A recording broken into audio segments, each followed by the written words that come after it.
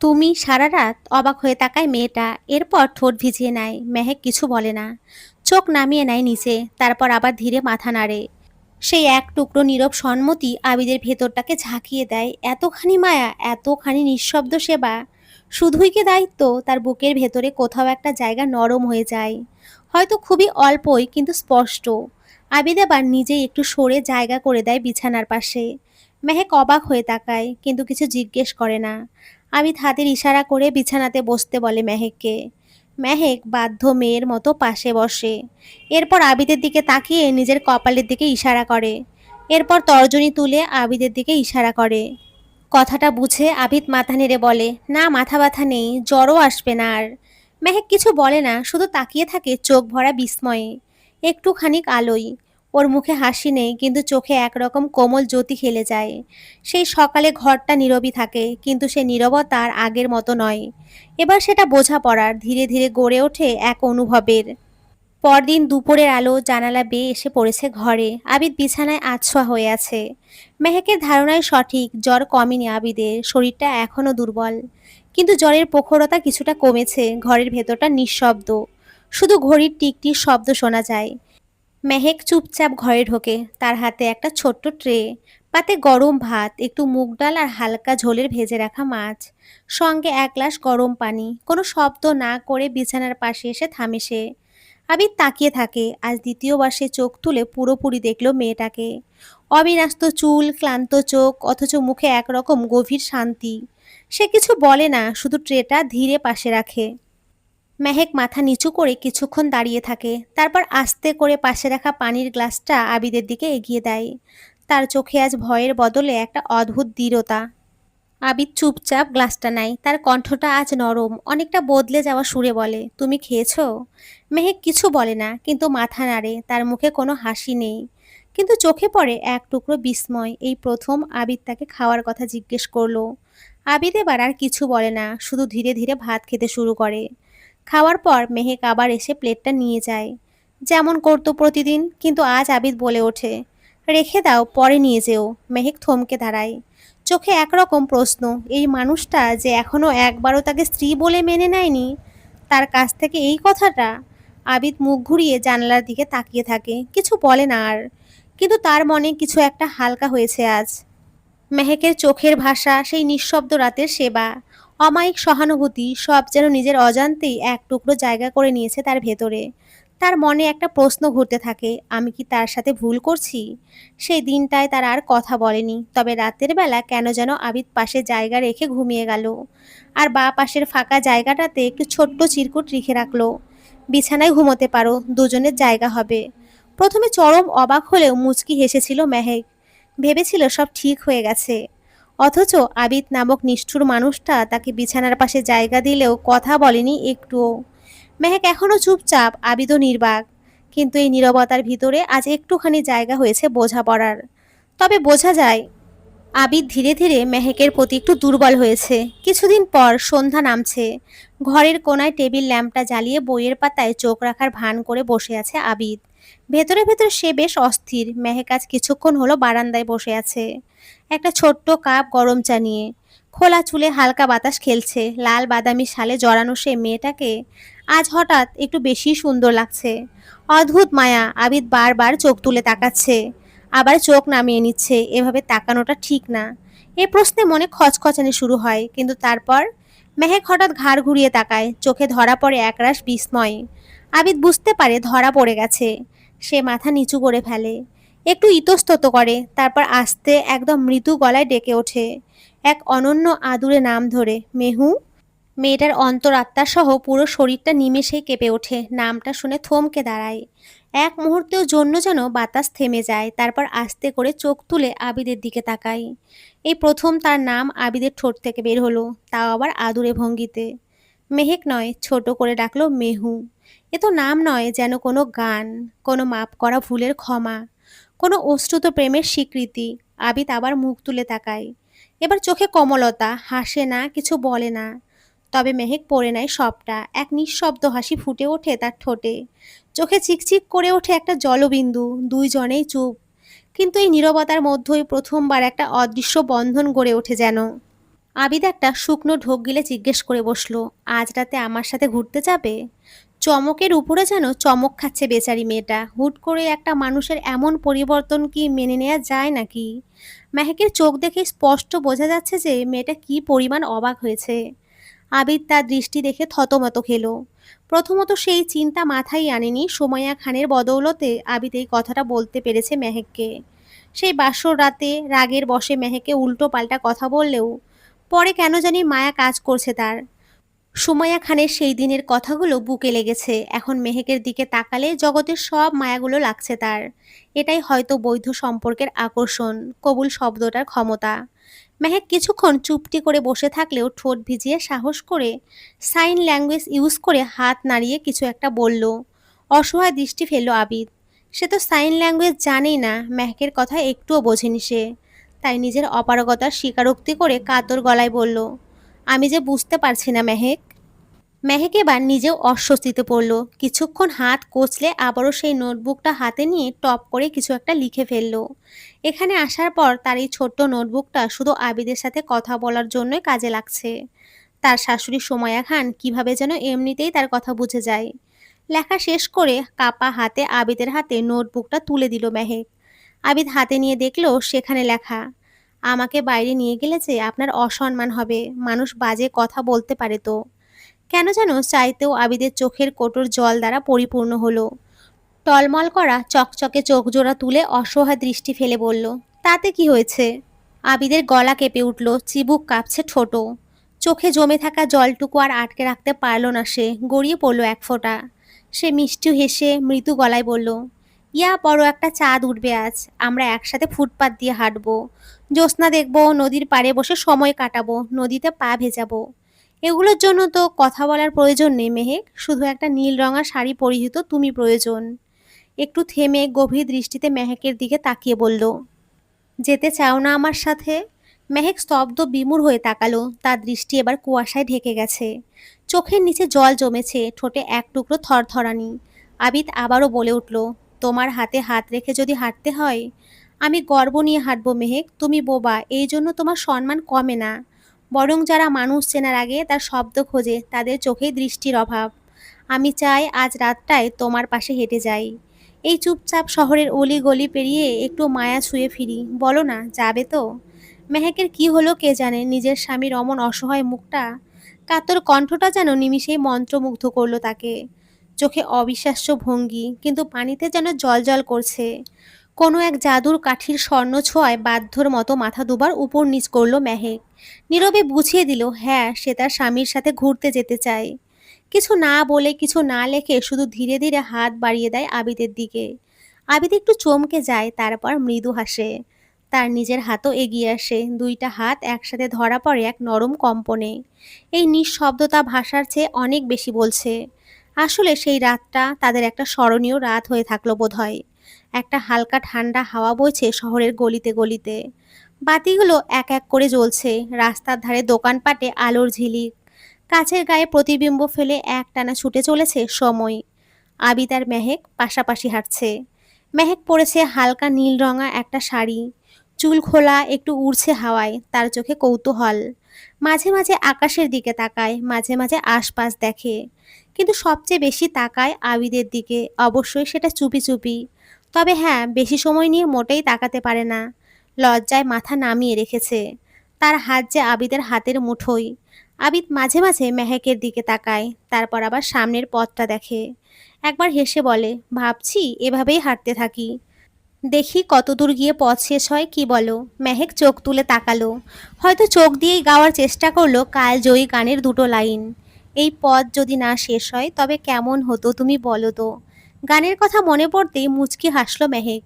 ইস কি লজ্জা, কিন্তু তার যে শখের কমতি নেই সেটা সে নিজেও বুঝতে পারছে। যেখানে গলা দিয়ে আওয়াজই বের হয় না সেখানে গান করা তো বিলাসিতা। কিছুক্ষণের মধ্যেই ওরা এসে দাঁড়ায় একটা নদীর ধারে।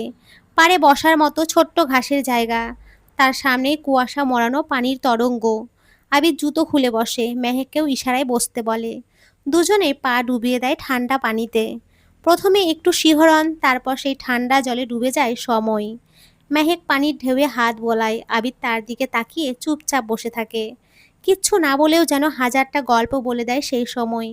একটা ছোট্ট পাথর তুলে মেহেক আবিদের দিকে বাড়িয়ে দেয়। আবিদ পাথরটা নিয়ে বলে, এইটা রাখি স্মৃতি হিসেবে। মেহেক মাথা নাড়িয়ে চোখ রাখে নদীর দিকে। হঠাৎই একটা নিরেট অথচ গভীর স্বর ভেসে আসলো। আবিদ নিচু স্বরে বলে উঠল, তুমি কি জানো, আমি আজকাল শব্দের চেয়ে চাহনিকে বেশি বিশ্বাস করি। চমকে তাকায় মেহেক, কিছুক্ষণ অপলক দৃষ্টি ফেলে তাকিয়ে মুচকি হাসে। হয়তো তার চোখেই লেখা ছিল সেই উত্তরের চিঠি, যেটা কোনোদিনও ডাকঘরে যায় না কিন্তু ঠিক সময় মতো হৃদয়ে এসে পৌঁছায়। তারপর দুজনে আবার হাঁটতে শুরু করে, এবার নদীর পাশের পাথুরে পথ ধরে, যেখানে চাঁদের জ্যোৎস্না ঠিক সাদা গালিচার মতো বিছিয়ে আছে। মেহেক শাড়ির আঁচল বাতাসে একটু উড়ে ওঠে। আবিদ এক হাতে ওটা ঠিক করে দেয়। এক সময় দুজনে দাঁড়িয়ে পড়ে। নদীর ওপারে কোনো একটা গাছ থেকে নাম না জানা কীট পতঙ্গের আওয়াজ আসছে। আবিদ চুপচাপ দাঁড়িয়ে মেহেকের দিকে তাকিয়ে বলে, বিয়ের পরে তোমার সাথে করা খারাপ আচরণের জন্য ক্ষমা চাই মেহেক, মাফ করো আমায়। আমরা এখন থেকে বন্ধুর মতোই আচরণ করব, ঠিক আছে? We are now friends. যখন তুমি আমার সাথে একদম ফ্রি হয়ে যাবে, যখন তোমার মনে হবে যে তুমি আমায় ভালোবাসতে পারছো, তখন না হয় স্বামীর অধিকার নিয়ে হাজির হব তোমার দ্বারে। শুধু একটাই চাওয়া, ফিরিয়ে দিও না আমায়। মেহেক কিছুক্ষণের জন্য একদম থেমে গেল। চোখ দুটো বিস্ময় আর আবেগে ভরে উঠল। ঠোঁট কাঁপছে কিন্তু শব্দ নেই, যদিও সবসময় এমনই হয়। তবুও আবিদ ঠিক বুঝে গেল সে কি বলতে চাইছে। আবিদ ধীরে ধীরে হাত বাড়ায়, মেহেকের কাঁধে হাত রাখে নিজের শক্তপোক্ত হাতটা। মেহেক লজ্জা পেয়ে মাথা নিচু করে চোখের কোণে সদ্য আসা পানির কণাটুকু তর্জনী দ্বারা মুছে নেয়। আবিদের মুখে এক চিলতে হাসি খেলে যায়, বলে ওঠে, তুমি তো চুপ থেকেও সব বলতে পারো, তা কি জানো? মেহেক মাথা দুই দিকে নাড়িয়ে না বোঝায়। তারপর একটানা নীরবতা। মাথার উপরে বিশাল আকাশ, তার বুকে ভেসে বেড়ানো পূর্ণ চাঁদ, নিচে নদীর মৃদু কলকল ধ্বনি, আর পাশে দুজন মানুষ নিঃশব্দে তবু একে অপরের হৃদয়ের সবচেয়ে কাছাকাছি। হঠাৎ আবিদ উঠে দাঁড়ায়, মেহেকের দিকে হাত বাড়িয়ে বলে, চলো আর একটু হাঁটি, আর চাঁদের আলোয় হাঁটতেই থাকবো, যতক্ষণ না পর্যন্ত তুমি ক্লান্ত হয়ে আমার কোলে চড়তে চাইবে। মেহেক মুখ ভরে হেসে আবিদের হাত ধরে, এবার আর কাঁপে না, এবার আর চোখ নামিয়ে নেয় না, যেন তার মনের ভেতরে জমে থাকা ধূসর রঙা কুয়াশা ধীরে ধীরে সরে যাচ্ছে। দুজনে পাশাপাশি হেঁটে চলে নদীর পাশ ঘেঁষে পাথুরে পথ ধরে, আর তাদের ছায়া পড়ে চাঁদের আলোর ওপরে। মাঝে মাঝে মেহেক একটা করে পাথর কুড়িয়ে নেয়। আবিদ সেটা নিয়ে পকেটে ভরে জানিয়ে দেয় এই রাতের প্রতিটা মুহূর্ত সে মনে রাখবে। একটা সময়ে সে দুজনেই চুপচাপ দাঁড়িয়ে পড়ে একটা পুরনো ল্যাম্প পোস্টের নিচে। আলোটা হালকা ঝিমঝিম করছে। আবিদ তাকায় মেহেকের চোখে, তারপর নিচু গলায় বলে, আমাদের গল্পটা আস্তে আস্তে শুরু হচ্ছে মেহেক, শব্দ ছাড়া এক অসম্ভব সুন্দর গল্প। তুমি পাশে থাকলেই আমি বাকিটুকু ঠিক বলে দিতে পারবো। মেহেক এবার আবিদের দিকে একটানা তাকিয়ে থাকে। তার চোখে অশ্রু, তবুও শান্ত। সে জানে এই মানুষটার পাশে সে নিরাপদ। এই মানুষটার কোলেই একদিন সে মাথা রাখবে, নীরবে কিন্তু সম্পূর্ণ ভরসায়। সময় চলমান, সময় কারোর জন্যই থেমে থাকে না, শুধু এক একজন মানুষের কাছে সময় ভিন্ন অর্থ বহন করে। তবে সৌভাগ্যবশত আবিদ এবং মেহেকের এখন সময় খুব ভালো যাচ্ছে। একে অপরের ভরসায় তারা বেঁচে রয়েছে, সংসার করতে শুরু করেছে, আর বাকি পাঁচটা দম্পতিদের মতো। নেই কোনো প্রতিকূলতা, নেই কোনো বিরহ বেদনা। মেহেক একসময় ভুলেই যায় যে সে একজন মানসিকভাবে বিধ্বস্ত, শারীরিকভাবে দুর্বল নারী ছিল, যাকে কিনা সমাজের প্রত্যেকটা মানুষ বারংবার অবহেলা করেছে। কারণ এখন তো সে কোনো এক পুরুষের রানী স্থান দখল করে আছে। ভালোবাসার মুকুট রয়েছে তার মাথায়। সে কি আর নিজেকে এখন দুর্বল মনে করে? এভাবেই একসাথে একইভাবে তাদের পথ চলা শুরু হয়। আজ ৩ বছর হলো, এখন তাদের মধ্যে কোনো রকম প্রতিকূলতার আঁচও পাওয়া যায়নি। এখন আবিদ মেহেকের সব ইশারা বুঝে যায়। মাঝে মাঝে মেহেক খুব অবাক হয়, কারণ অফিস থেকে ফিরে এসে ক্লান্ত মানুষটা বসে সপ্তাহে ২ থেকে ৩ বার বসে পড়ে নিজের ল্যাপটপ নিয়ে, ইউটিউবে দেখে নেয় সাইন ল্যাঙ্গুয়েজের ব্যবহার। এই ৩ বছরে অনেক কিছু শিখেছে আবিদ। সাইন ল্যাঙ্গুয়েজ শিখে নিয়ে তার বউয়ের সাথে কথা বলছে। যদিও মেহেক এই জিনিসটা পছন্দ করে না, তবুও আবিদ শিখবেই। মেহেকের খুব মায়াও হয়, কিন্তু কি আর করার। এখনও প্রায় অনেক সময় মেহেকের মধ্যরাতে ঘুম ভেঙে যায়। তৎক্ষণাৎ পাশে তাকিয়ে দেখে নিষ্পাপ চেহারার অধিকারী তার স্বামী নামক পুরুষটি কত ভরসায় শান্তিতে চোখ বুজে ঘুমিয়ে আছে। তার মাঝে নেই কোনো অশান্তি, দুশ্চিন্তা। মাঝরাতে মাঝে মাঝে আবিদের দিকে অপলক দৃষ্টিতে চেয়ে থাকে মেহেক। এটা যেন তার অভ্যাস হয়ে গেছে। তাকিয়ে থাকতেই কেন যেন তার খুব ভালো লাগে। না জানি কি এমন ভালো কাজ করেছিল যে উপরওয়ালা তাকে এমন একজন স্বামী দিয়েছে। এই তো আজ সকালে লোকটা অফিস থেকে ফেরার পথে এতগুলা গোলাপ ফুল নিয়ে এসেছে তার জন্য। সেই ঘামে ভেজা শার্ট আর ক্লান্ত শরীর নিয়েই এক এক করে গোলাপ গুজে দিয়েছে তার বউয়ের খোপাতে। বাকিগুলো কালো সুতো দিয়ে মালা বানিয়ে পরিয়ে দিয়েছে গলায় ও হাতে পায়ে। তবুও যেন শেষ হয়নি গোলাপ ফুলগুলো। কিছু বাকি ছিল, এই তো হাতে গোনা কয়েকটা গোলাপ ফুল বাকি রয়ে গিয়েছিল। কিন্তু আবিদ কি আর এসব গোলাপ ফুল নষ্ট হতে দেয়? সে সাফ সাফ জানিয়ে দেয় আজ সে আবার বাসর করবে। তাই সাদামাটাভাবে সে নিজের হাতে সেই কয়েকটা গোলাপ ফুলের পাপড়িগুলো ছড়িয়ে দেয় বিছানায়, এবং তার সহজ সরল বউকে জানিয়ে দেয় আজ তাদের গরিবি বাসর হবে। আবিদের এমন কর্মকাণ্ড এবং তার এরকম কথা শুনে হাসতে হাসতে পেট ব্যথা হয়ে যায় মেহেকের। এখনো সেসব কথা মনে পড়ে মুচকি হাসছে মেহেক। কে বলবে এখন এই যে নিষ্পাপ মুখে শান্তিতে ঘুমিয়ে থাকা অসহায় পুরুষটির মাঝে মাঝে তার সাথে খুব অসভ্যতামি করে, এমন অসভ্যতামি করে যে চেনাই যায় না তাকে। মেহেকের এখনও মনে পড়ে আজ থেকে ঠিক 1-2 বছর আগে রাত গভীর। জানালার বাইরে নীরবতা, শুধু মাঝে মাঝে কুকুরের দুরাগত ডাক। ঘরের বাতিটা নিভে আসছে ধীরে ধীরে, যেমন করে মেহেকের চোখে ঘুম নামে না আজকাল। বুকশেলফের উপরের ড্রয়ারটা খুলছিল সে, অযথায় খুঁজছিল না কিছু, তবুও খুলে ফেলেছিল। আসলে আবিদ নাকি দেরিতে বাড়ি ফিরবে, তাই সময় পার করছিল সে। হঠাৎ একটা ভাঁজ করা পাতায় চোখ আটকে গেল তার, ভেতরে লেখা আবিদের হাতের অচেনা কিছু শব্দ। একটু ভাঁজ করা পৃষ্ঠা সাদা হলেও মেহেক জানে এই সাদাটাই অনেক কিছু লুকিয়ে রেখেছে। ভেতরে লেখা চিঠিটার প্রতিটা লাইন সে মন দিয়ে পড়তে লাগলো। চোখ থেমে গেল কোথাও গিয়ে। তুমি আমার নিঃশব্দের গান মেহেক। দৃষ্টি ঝাপসা হয়ে এলো মেহেকের। চোখ থেকে দুফোঁটা জল গড়িয়ে পড়লো পাতার উপরে।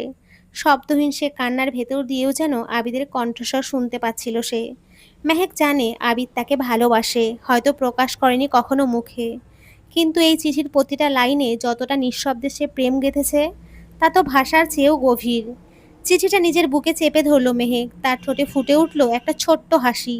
যেমনটা ভালোবাসার মাঝে লুকিয়ে থাকে, কেবল সেই টের পায় যার হৃদয়ে ব্যথা ছিল। সেই রাতের কথা মনে পড়তেই চোখ দিয়ে পানি নেমে আসে মেহেকের। এক হাত উঠিয়ে ঘুমন্ত আবিদের গালে রাখে সে।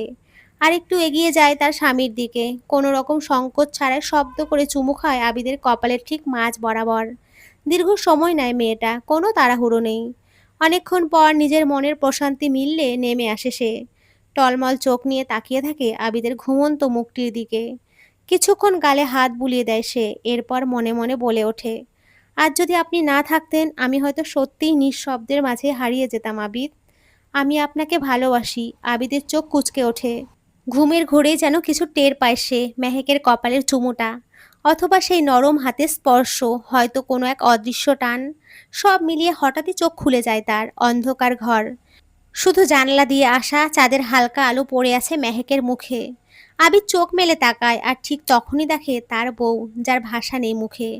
তার চোখে আজ অজস্র ভাষা, অগণন কথা। আবিদ একটু চোখ মুখ কুচকিয়ে হাই তোলে, আলতো করে মেহেকের মুখে হাত রাখে।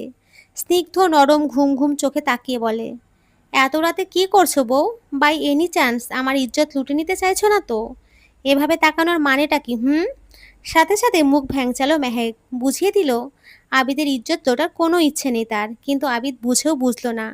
মুখ কুঁচকে চোখ বন্ধ করে বলতে থাকলো, আজকাল কোনো সেফটি নেই আমার। বউ আমার যখন তখন প্রেম প্রেম দৃষ্টি ফেলে। এমন চলতে থাকলে তো তুমি আমায় চোখ দিয়ে ভস্ম করে দেবে মেহু। তুমি আসলেই নীরব ঘাতক। মেহেক এবার চোখ বড় বড় করে তাকালো আবিদের দিকে, মুখে হালকা অভিমান আর চোখে এক চিলতে হাসির রেশ। তারপর নিজের হাতের ইশারায় জানালো আবিদ উল্টোপাল্টা কথা বন্ধ না করলে সেই ঘর থেকে চলে যাবে। আবিদ হেসে উঠে পড়ে বসে, কাঁধে মাথা রেখে বলে, তোমার ওই ইশারা দেখেই এখন ভয় লাগে জানো, কিন্তু ভীষণ ভালোও লাগে। ক্যারি অন বউ, তুমি দিন দিন ভীষণ গিন্নিপনা শিখেছো। মেহেক মাথা নিচু করে একটু হেসে ফেলে। আবিদ আবার বলে, এই যে এখন হেসে মারতে চাইছো আমায়, ভালো ভালো। তোমার ট্রিক্স জানি না মনে করো। মেহেক এবার না চাইতেও চোখ দিয়ে হেসে ফেলে, বুঝে ফেলে আবিদের দুষ্টুমি। আবিদ এবার মেহেকের কপালে আলতো করে ঠোঁট ছুঁয়ে বলে, তুমি বোবা বলেই না আমি কথা বলতে শিখেছি। তুমি নীরব বলে আমি শুনতে শিখেছি। তোমার নীরবতা আমার পুরোটাকে ভরেই দিয়েছে মেহু। তুমি আমার নিঃশব্দের সব থেকে জোরালো আওয়াজ। মেহেক এবার আবিদের বুকে মুখ লুকায়। ঘরের বাইরে চাঁদের আলো ধীরে ধীরে পর্দার ফাঁক গলে ভেতরে আসছে। সমাজ আজও হয়তো বোঝে না বোবা মেয়েরা কেবল শব্দহীন নয়, তারা শব্দের বাইরেও কথা বলতে জানে। তারা ভালোবাসে, কাঁদে, হাসে আর ভালোবাসার মানুষ পেলে তারা আকাশ ছুঁতে পারে। আজ মেহেক তার গল্পের নায়িকা আর আবিদ সেই গল্পের নায়ক, যে বোঝে হৃদয়ের ভাষা মুখে নয়, হৃদয়ে ফুটে ওঠে।